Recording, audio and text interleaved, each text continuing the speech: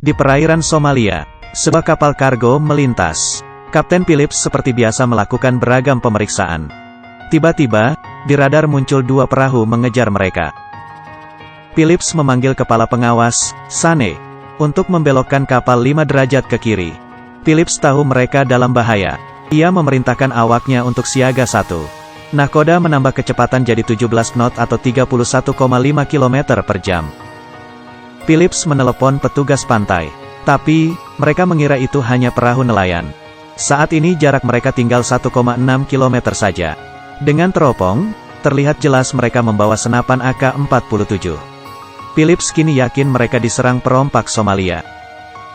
Ia segera membuat rencana, lalu pura-pura menelepon Angkatan Laut N karena ia tahu perompak itu menyadapnya. Ini kapal Alabama. Kami diserang perompak. Saya minta bantuan segera.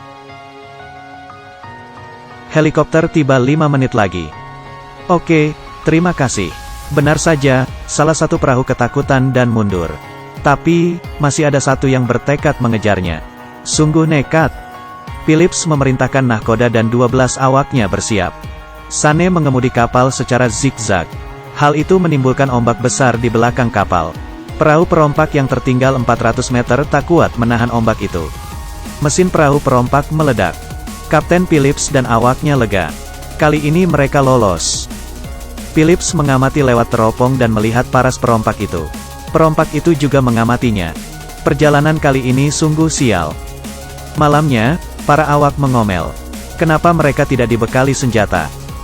Bila menemui perompak garang macam itu, dengan uang mereka bisa mengusirnya, tapi apakah nyawa mereka terjamin? Mendengar hal ini, Phillips tidak marah. Ternyata esoknya, perompak yang sama mengejar lagi. Mereka naik perahu hasil curian. Begitu mendekat, Muse, pemimpin perompak menembaki mereka. Phillips menyemprot mereka dengan selang tekanan tinggi. Perahu perompak kesulitan mendekat. Salah satu selang lepas. Muse melihat hal ini dan bergegas mendekat. Phillips menambakinya dengan petasan cahaya, tapi tak kena. Perahu perompak mengaitkan tangga di kapal.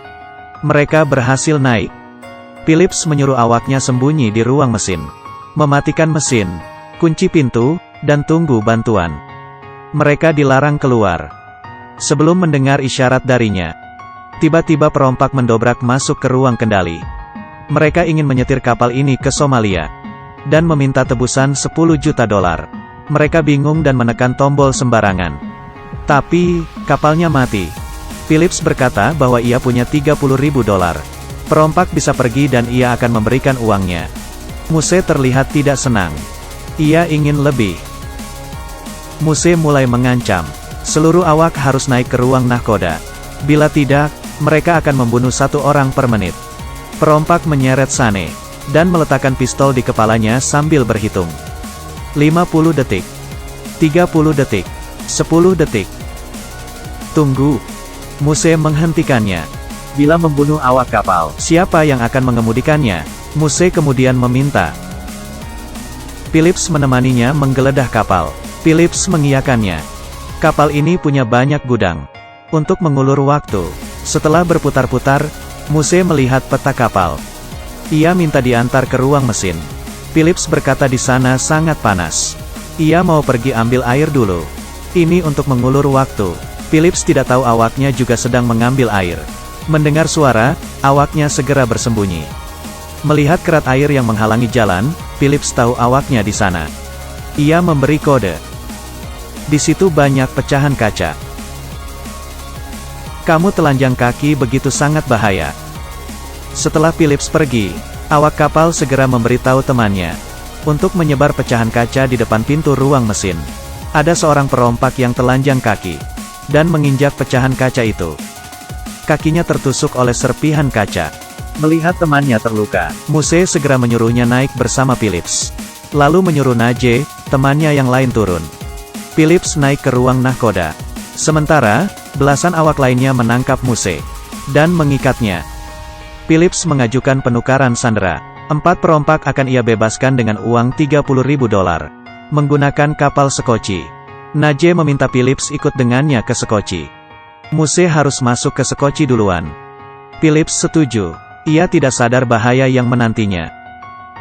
Ternyata, setelah Muse masuk ke Sekoci, ia langsung memukul Phillips dan menjatuhkan Sekoci 820 mil dari sana.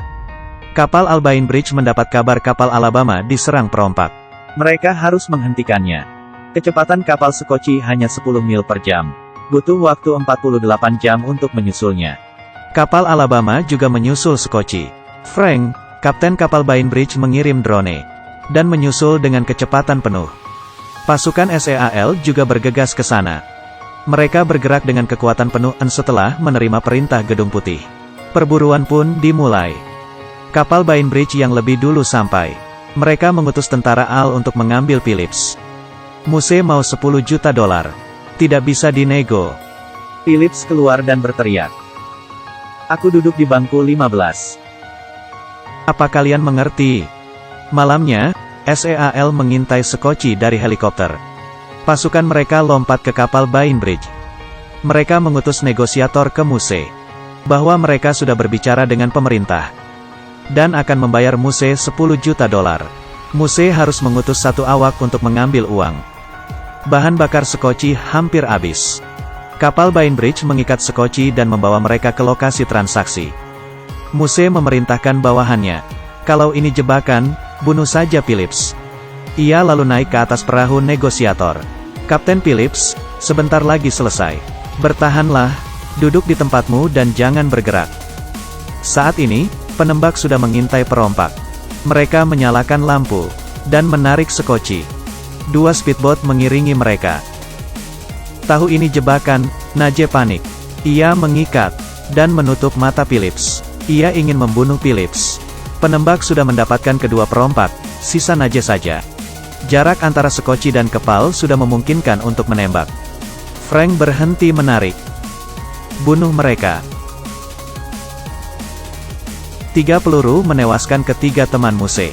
Penyelamatan kali ini sempurna. Tentara di kapal Bainbridge segera menyergap Muse. Phillips naik ke geladak, dan segera diobati. Phillips shock dan menangis. Ia teringat keluarganya. Film ini dipenuhi oleh kekerasan. Tapi, siapa kira, para perompak yang miskin dan garang ini, juga bekerja sebagai nelayan. Kapal-kapal besar telah menjara habis hasil laut di sana. Ditambah dengan berbagai pemberontakan. Orang Somalia sudah tak takut mati. Menjadi perompak, lebih baik daripada mati kelaparan. Semua ini karena mereka tidak punya pilihan. Bagaimana pendapatmu mengenai hal ini? Aku Kaki Minyak. Sampai jumpa.